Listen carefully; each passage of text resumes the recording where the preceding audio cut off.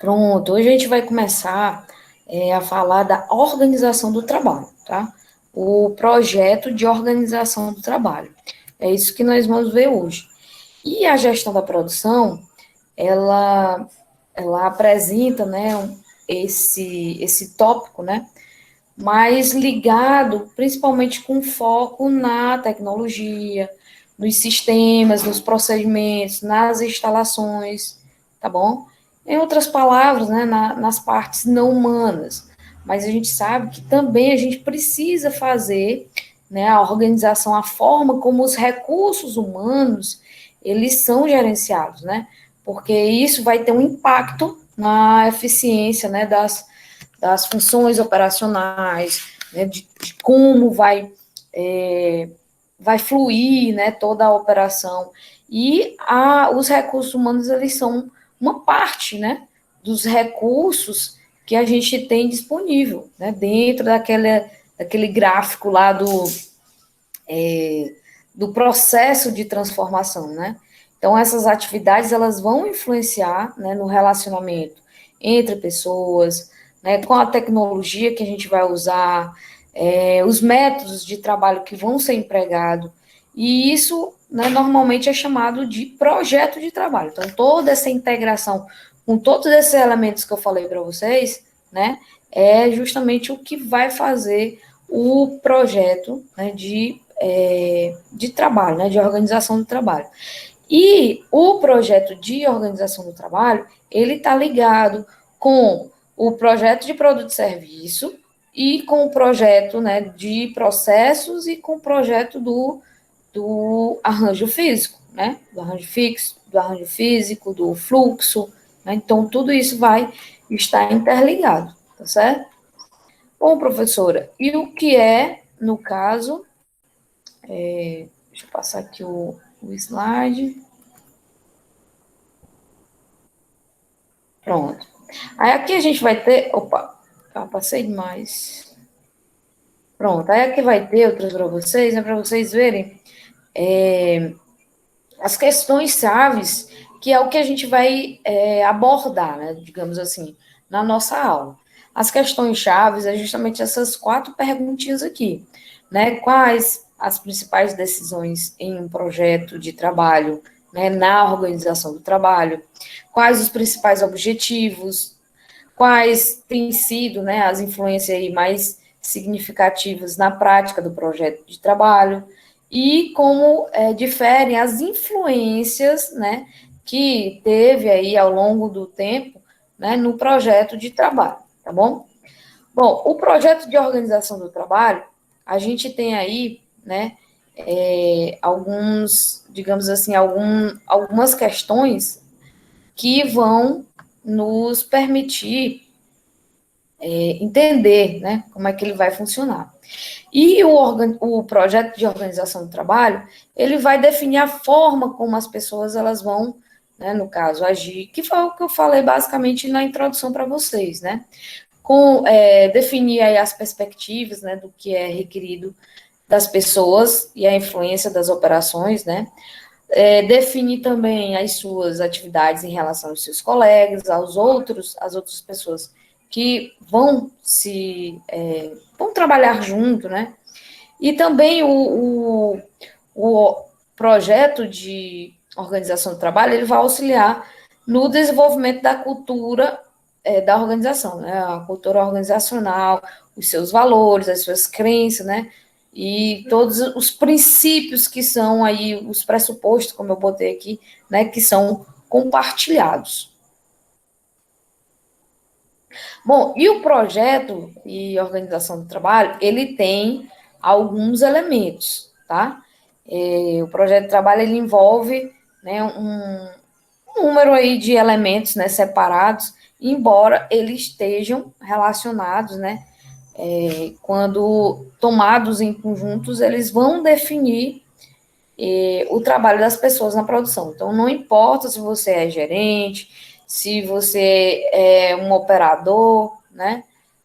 Se fornece pacote de férias aí numa agência de turismo, se administra uma consultoria de de administração, se é num escritório de contabilidade, ou se é numa concessionária de carro. Então, sempre vai ter são seis elementos chaves que vão aí, no caso, né, que vão, no caso, que a gente tem que considerar, né, que vão interferir, né, no caso, no projeto de trabalho, tá certo? E a primeira delas, que vocês podem ver aí, né, são quais as tarefas. Então, quando a gente fala de quais são as tarefas, né, quais são as tarefas que devem ser aí, no caso, alocar para cada pessoa, né, é produzir bens e serviços que vão envolver, no caso, um leque, né, uma gama diferente de tarefas, que a gente precisa dividir entre as pessoas. Então, nem todo mundo pode abraçar tudo, né? Então, a gente tem que dividir as tarefas. Quem vai ficar fazendo o quê? Né? Vai ter a pessoa que vai ficar no caixa, por exemplo, vai ter a pessoa que vai ficar responsável pela administração geral, vai ter a pessoa responsável por fazer a venda, né, propriamente dita. Então, diferentes abordagens de projeto de trabalho, eles vão, né, vão ter diferentes alocações de tarefas. E isso vai depender de quê, professora? Depender do tipo de trabalho, vai depender do arranjo físico, vai depender do projeto de produto, do projeto de processo, porque com todos esses outros projetos que eu vou saber o que cada um vai fazer, né? Tá certo? Bom, aí temos aí, deixa eu ver o que mais. Temos aí quem mais, né? Quem mais é justamente quantas pessoas vão ser necessárias para a gente fazer o trabalho, né? A gente mensura o trabalho e vamos entender quantas pessoas a gente vai precisar, tá bom? Para executar o trabalho e calcular aí quantas pessoas vai precisar para executá-lo, tá certo? A sequência é justamente o passo a passo, né, de cada trabalho, porque, digamos assim, se a gente for pensar numa venda comercial mesmo, né, numa loja de roupas, por exemplo, quando é que começa o trabalho, né? Quando o cliente entra na loja. Então, o primeiro momento é esse. E essa loja, ela tanto pode ser, né, física como virtual. Então, qual é todos os passos que o cliente ele vai dando dentro da loja? E quais são as pessoas que vão precisar, né, estar ali, né, auxiliando o cliente ou fazendo, né, algo que possa executar aí até o final da venda do produto, não é verdade? Onde localizar é justamente o ponto, onde, né, cada elemento do trabalho, né, cada pessoa, né, vai estar lá no seu posto de trabalho. Por exemplo, um caixa, né, dentro de uma empresa, dentro de uma loja.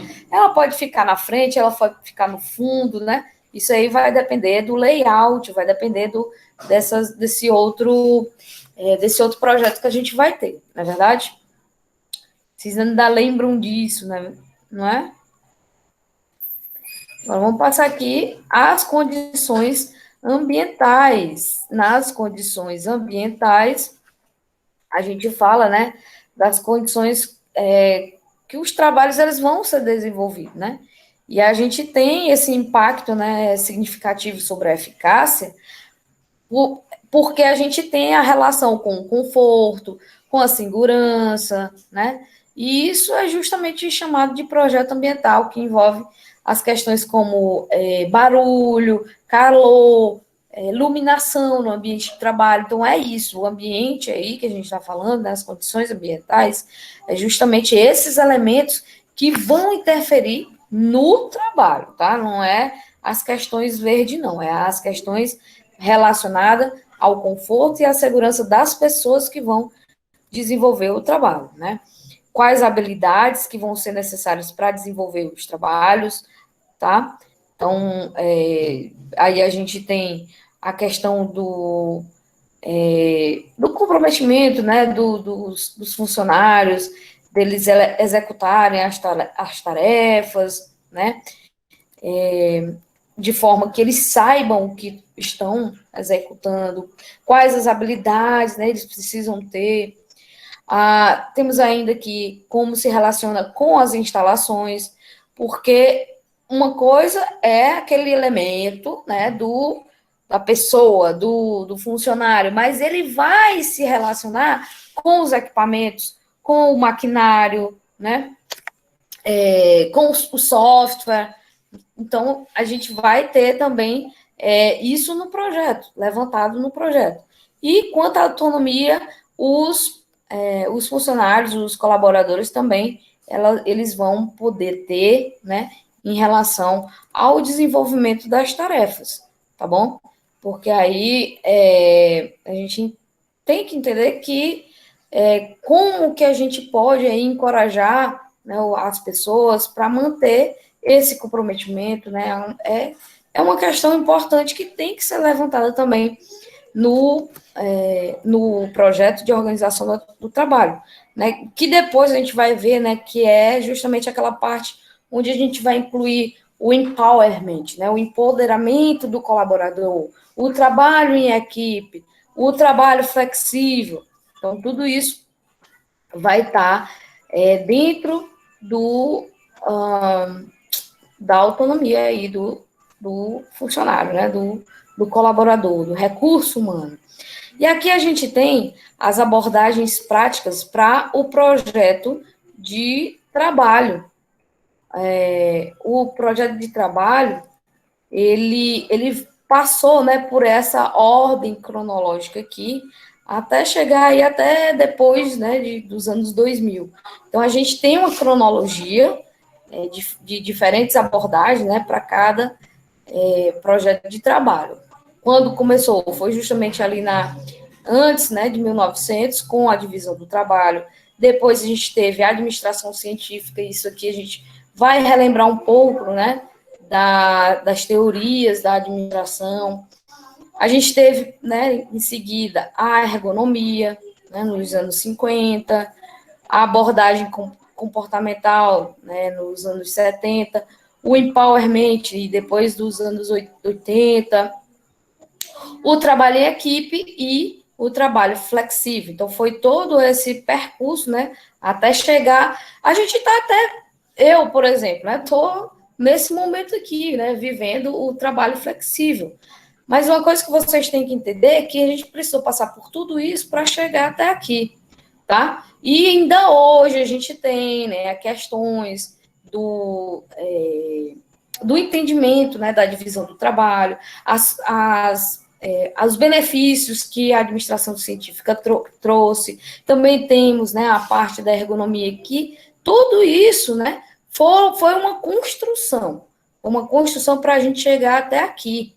E a gente vai ver em todas as organizações que tem influência de todas essas, né, de algumas delas, num projeto de trabalho, de organização do trabalho. Tá? E nas abordagens práticas, né, para o projeto de trabalho, a gente inicia com a divisão do trabalho. A divisão do trabalho é justamente aquela parte em que a gente divide, né, o total de tarefas em pequenas partes, para que a gente possa, né, dividir para cada pessoa, né, o que é que ela vai desenvolver, o que é que ela vai desempenhar, tá? Por exemplo, aqui eu botei, né, uma linha de montagem tradicional, onde cada um vai ter a sua função. E ali a gente tem a divisão do trabalho. Então, muito utilizado atualmente, né, para produtos produzidos em massa, como nos fast food. Os fast food usa muito, né, essa divisão do trabalho. Então, cada um fica com uma parte do trabalho, onde um esquenta o produto, o outro monta o produto, o outro faz a batata frita, o outro junta tudo e o outro entrega. Então, cada um fazendo uma parte do trabalho fica mais ágil, né, para poder ter esse chamado, né, de fast food e comida rápida. Bom, a divisão do trabalho, a gente tem aqui também, eu quero mostrar para vocês, né, que a gente tem vantagens e desvantagens. Nas vantagens, né, proporciona aí um aprendizado mais rápido. Por quê? Porque cada um fica com uma parte do trabalho, não é verdade? Quando cada um faz o seu trabalho, né, ele fica mais ágil. E é mais fácil de se aprender quando a gente realiza uma tarefa, né, relativamente curta ou simples, né, do que uma longa, complexa. E isso aí significa que os membros da equipe eles podem ser rapidamente treinados, né, para aquelas tarefas que eles vão fazer, né, de forma simples, de forma curta, tá? Temos aí também a automação se torna mais fácil. A divisão de tarefa total, né, dividida aí em pequenas partes, faz surgir a possibilidade da automação de alguma dessas tarefas. Ou seja, é justamente a automação que vai substituir o trabalho humano, né, por uma tecnologia. E a gente sabe que, se vocês forem ver, por exemplo, uma montadora de automóvel, né, muito do que era feito antigamente por pessoas, hoje em dia é feito por máquinas, por computadores, não é verdade? Então, substituição do trabalho humano, né, por tecnologia é consideravelmente mais fácil para ser feito em tarefas curtas, em tarefas simples, né, do que para longas, para as tarefas mais complexas, para as tarefas que exigem realmente que a pessoa pense, né, que a pessoa tenha tomadas de decisões. Então, é por isso que a automação ela se torna mais fácil. Também temos outra vantagem, o trabalho não produtivo, ele é reduzido, né? Então, é um benefício aí da divisão do trabalho, porque em grandes tarefas, né, tarefas mais complexas, a proporção de tempo que desprendido aí para pegar, para largar uma ferramenta, né, ou um material, né, encontrar ou até mesmo posicionar, procurar coisas, né, pode ser de fato uma tarefa aí que leva tempo, né? Por exemplo, uma pessoa que vai montar um motor de um carro inteiro levaria 2 ou 3 horas se ocupando, né, em baixar, procurar peça, se posicionar, fazer, né, os movimentos que a gente tem dentro de um trabalho. Então, metade do tempo aí de uma pessoa seria gasto só nesses chamados de elementos não produtivos do trabalho, que é essas ações de alcançar, né, de você mexer o seu braço para alcançar alguma coisa, de posicionar uma peça, de encontrar algo, né, numa caixa de ferramentas, que isso a gente chama de elementos não produtivos do trabalho, né? Então, isso, quando a gente considera aí como um motor de carro, né, é feito na prática, digamos, quando ele é feito de forma mais artesanal, né, quando a gente leva o carro para uma oficina, para ser arrumado, né, para ser ajeitado, a gente tem todos esses chamados trabalhos não produtivos, né? E aqui, no lado da desvantagem, a gente tem a monotonia. A monotonia é quanto menor a tarefa, mais os operadores eles vão precisar repetir isso. Só que para repetir a mesma tarefa, por exemplo, a cada 30 segundos, né? 8 horas por dia, 5 dias por semana, dificilmente a gente pode dizer que esse é um trabalho satisfatório, né?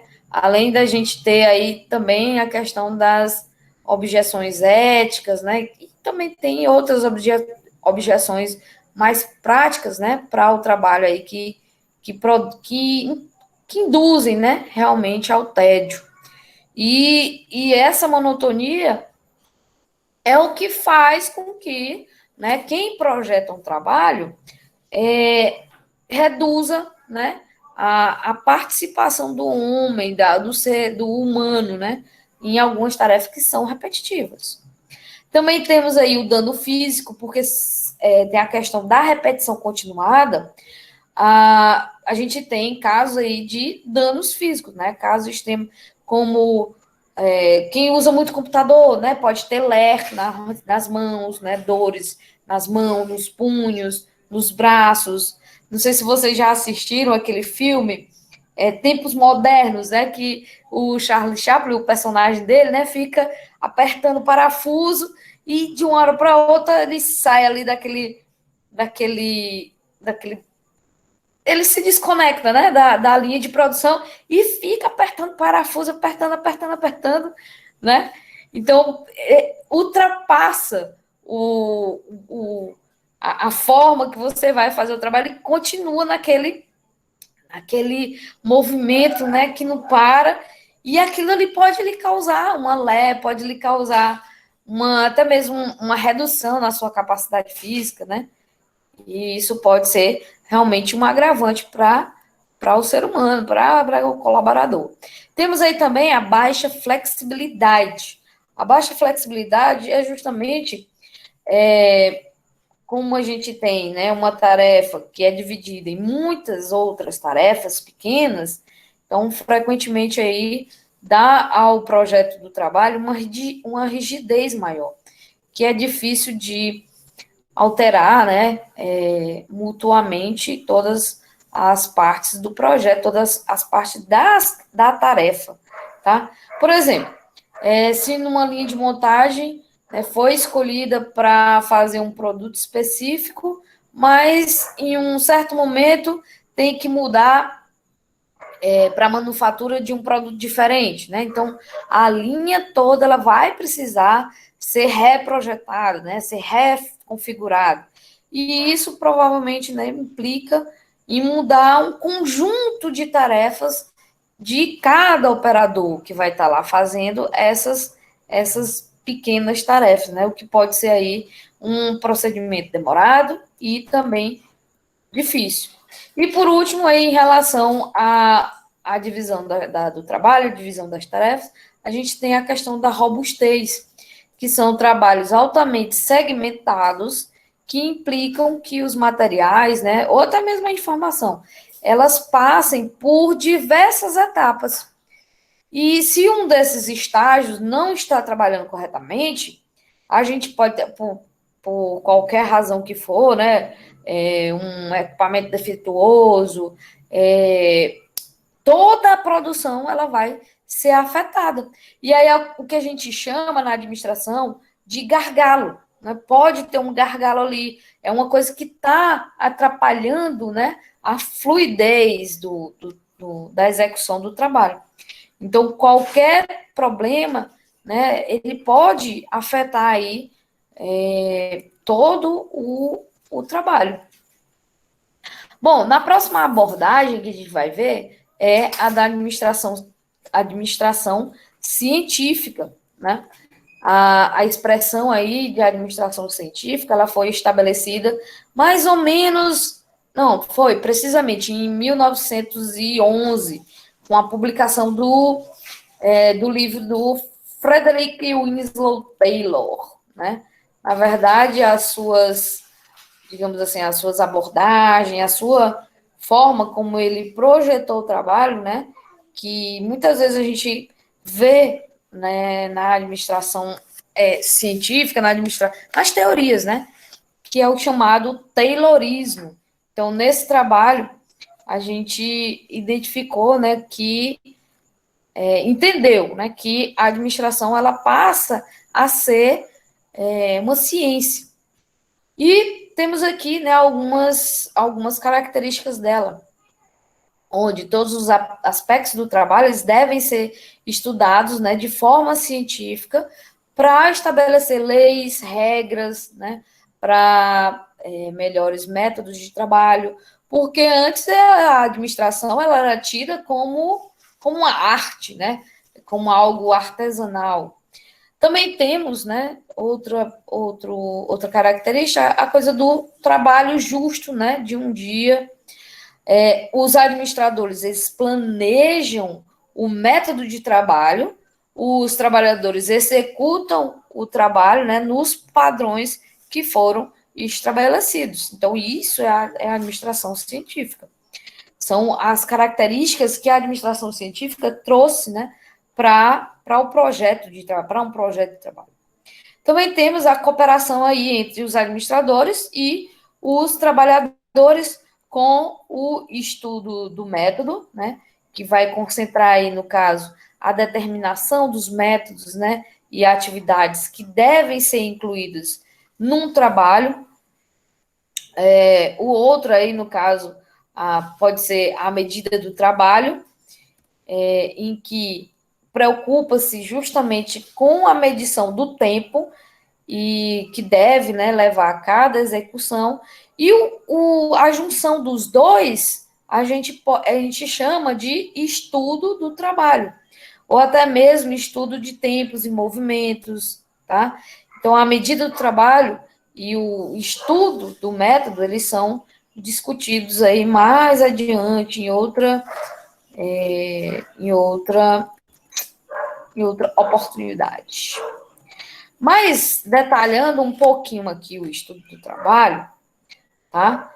A gente fala do estudo do trabalho que ele vai fazer o quê? Selecionar o trabalho que vai ser estudado. Por exemplo, o trabalho da execução de uma venda na internet.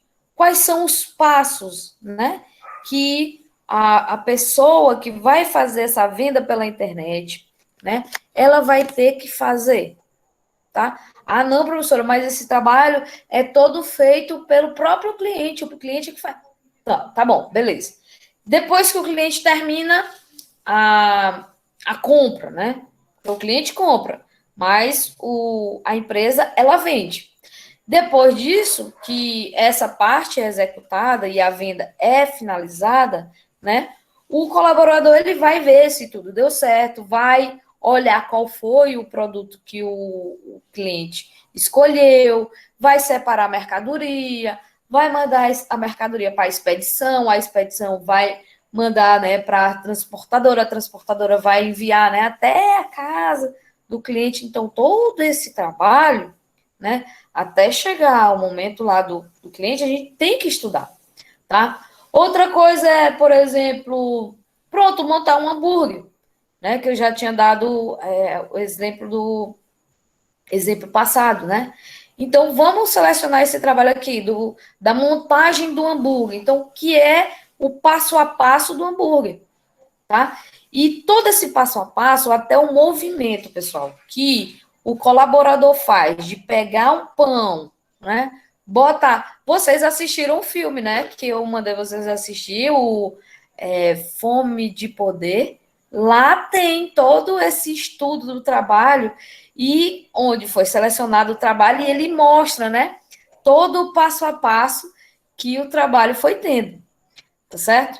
O estudo do método também, a gente resiste, né, todos os fatos relevantes do método, né, presente, examinar esses fatos, né, na sequência mais importante. Então, o que, quem, como, quando, de que, né, vai ser feito aí a sequência do trabalho, desenvolver um método mais prático, né, econômico e efetivo, porque quando você estuda o trabalho, faz a seleção do trabalho, estuda ele, vê os movimentos, né, tudo, né, o método que é melhor para fazer, porque você pegar de um lugar, colocar para outro, qual é o melhor movimento, qual é o movimento que é mais curto, né, porque tem a questão da rotação, de você só arrastar. Então, tudo isso é levado em consideração aqui. Implantar o novo método, manter o método, né, pela checagem periódica, né, dele em uso, porque muitas vezes, com o passar do tempo, né, que a gente vai também adquirindo novas tecnologias, novos equipamentos, e isso aí vai mudando também o estudo do trabalho. Na sequência, a gente tem a medida do trabalho, né, e a medida do desempenho. E isso daqui, né, na medida do trabalho, isso é o quê? É o processo que a gente vai definir o tempo em que o trabalhador, né? Ele precisa realizar um trabalho especificado com um nível definido aí de desempenho, ou seja, um desempenho padrão. Então, a gente vai ter o desempenho padrão e temos aí a definição do tempo que ele vai precisar. Temos o tempo básico, né, e o tempo padrão. O tempo padrão é justamente o básico mais uma tolerânciazinha aí. Ou digamos assim, ó, o tempo básico para a montagem de um sanduíche são 2 minutos. E o tempo padrão, a gente dá aí o tempo básico, né? 2 minutos mais 30 segundos, né? Que é a tolerância, porque pode acontecer algo, né, que não seja esperado. E depois faz, né, o estudo do tempo, onde vai se observar e medir o tempo para ver, né, e determinar esses padrões aqui. Ajustar ou normatizar cada tempo obtido e, em seguida, calcular a média dos tempos ajustados. A ergonomia, pessoal, é outra abordagem do projeto de trabalho que surgiu aí na década de 1950, onde a gente se preocupa principalmente, né, com os aspectos fisiológicos, né, como o colaborador ele vai estar sentado, vai estar em pé, né, então essa questão dos aspectos fisiológicos mesmo do trabalho em que vai ser projetado. Deve haver uma adequação, né, entre o pessoal e o trabalho que vai ser realizado e a abordagem científica, né, da abordagem científica ao projeto de trabalho foi o que fez com que surgisse essa ergonomia, tá? Bom, nas abordagens comportamentais do projeto de trabalho, que foi aí basicamente na década de 70, a gente tem a teoria da motivação, né? Porque são as teorias que vão entender, né, por que aquele trabalho está sendo desenvolvido, né? Temos também a parte do desenvolvimento pessoal, que são muito mais elementos, né, que vão motivar as pessoas, vão fazer com que elas queiram fazer, tá? Que elas tenham, né, esse propósito de fazer. Nas abordagens comportamentais, o trabalho ele vai derivar, né, da possibilidade da pessoa se sentir responsável pelo aquele trabalho, vai ter o estudo, né, das tarefas que realmente vai valer a pena e o colaborador vai sentir essa necessidade de fazer porque vai valer a pena. E aí ele tem que entender, né? E a empresa ela tem que dar esses motivos, né? Sejam eles implícitos ou não, para que as pessoas desenvolvam essas tarefas. E proporcionar a retroalimentação, né, sobre a eficácia do desempenho. O empowerment, que é, como eu falei para vocês, né, lá no início, né, o empoderamento surgiu aí, né, lá na década de 80, e o empoderamento, o empowerment, é dar autoridade às pessoas, né, para fazer mudanças, né, no seu trabalho em si, assim como na forma como ele é desempenhado. Porque muitas vezes você já faz tanto aquele trabalho que você já se sente confortável, né, de fazer algumas modificações, porque você, isso aqui é mais rápido, isso aqui se torna mais ágil, isso aqui eu tenho como ajudar o cliente, né, pensando nessa perspectiva. E isso, né, temos o envolvimento de sugestão, o envolvimento do trabalho e proporcionando aí um alto envolvimento do colaborador com o trabalho que ele executa. Então, dar o empoderamento às pessoas para que elas possam, né, ter como fazer o trabalho de forma mais rápido, mais ágil, né? E aí a gente tem aqui os benefícios disso, que é o quê? Respostas mais rápidas, né, à necessidade do consumidor, a resposta mais rápida, né, a insatisfação do cliente, ou seja, o cliente estava insatisfeito, precisou arrumar alguma coisa, né? Então, o empowerment, ele dá essa agilidade para que até mesmo para a insatisfação do cliente o problema ele seja resolvido. empregados eles se sentem melhor, né, a respeito dos seus empregos. Os empregados eles interagem com o cliente com mais entusiasmo, porque ele se sente parte daquilo e fazem, né, porque já tem essa autonomia. O empregado ele pode ser, né, uma fonte útil, né, de serviços e promove propaganda do boca a boca, e isso nos traz a retenção dos clientes. Também o empowerment ele tem um custo associado, que é uma maior seleção, né, em relação a custos com treinamento também mais lento e inconsistente, violação de igualdade quanto aos serviços, né, e, consequentemente, percepção de justiça, porque, querendo ou não, algumas pessoas vão estar mais empoderadas do que outras. Tem a questão também das traições e decisões ruins, né, de funcionários que não foram bem treinados, por exemplo, ou até mesmo por agir de má fé mesmo. O trabalho de equipe, o trabalho, né, de projeto de trabalho, já surgiu aí na década dos anos 2000, onde a gente tem uma equipe de melhoria da qualidade, força de tarefa de melhoria, equipe com um dispositivo, né, como um dispositivo organizacional. Então, aqui a gente já fala mais do trabalho realmente em equipe. E aí vão ter ambientes que vai ser necessário, inclusive aqui o nosso, né, ser necessário os trabalhos em equipe. E o trabalho de equipe também tem os seus benefícios, que é o aumento da produtividade, e o aumento da produtividade nos traz a motivação, a flexibilidade, o aumento da qualidade, que permite aí a inovação, o aumento da satisfação, e aí também a gente tem a questão da contribuição, né, mais eficaz dos colaboradores, implementação de mudanças tecnológicas no ambiente de trabalho, né, facilitadas, e até mesmo compartilhar aí essas mudanças e essas formas da gente fazer o trabalho. No trabalho flexível, que é esse que a gente já está começando a vivenciar, né, o que é o que ele veio aí, ó, após os anos 2000, então não é uma coisa nova, mas a gente está vivenciando o trabalho flexível de uma forma mais abrangente, né, mais normal. E isso foi o que a pandemia nos trouxe como um dos benefícios, digamos assim, né?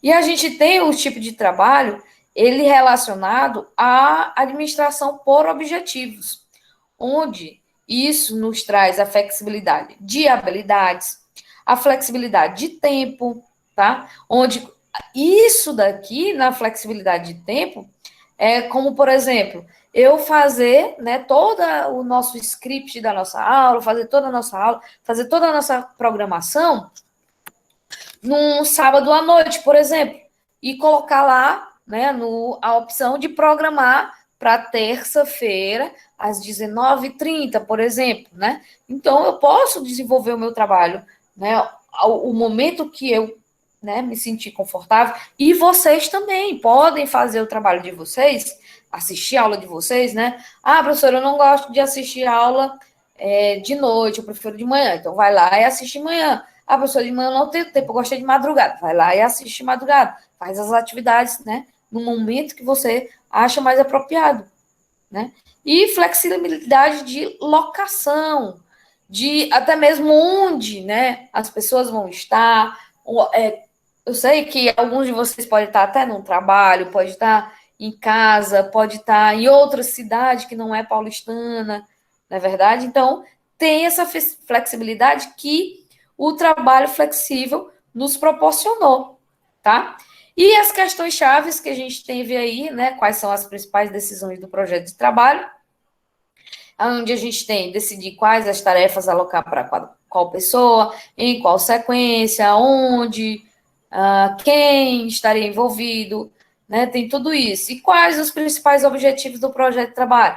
Planejar trabalhos que possam, né, envolver o interesse do funcionário, né, seguros e que ofereçam razoável qualidade de vida, E quais têm sido as influências? As influências foi justamente aquele sexto slide que eu mostrei para vocês, onde a gente começava, né, lá desde a divisão do trabalho, chegando até o trabalho flexível, né? E como difere as influências em projeto de trabalho, a gente tem o equilíbrio entre controle, né? Como o trabalho ele é compreendido.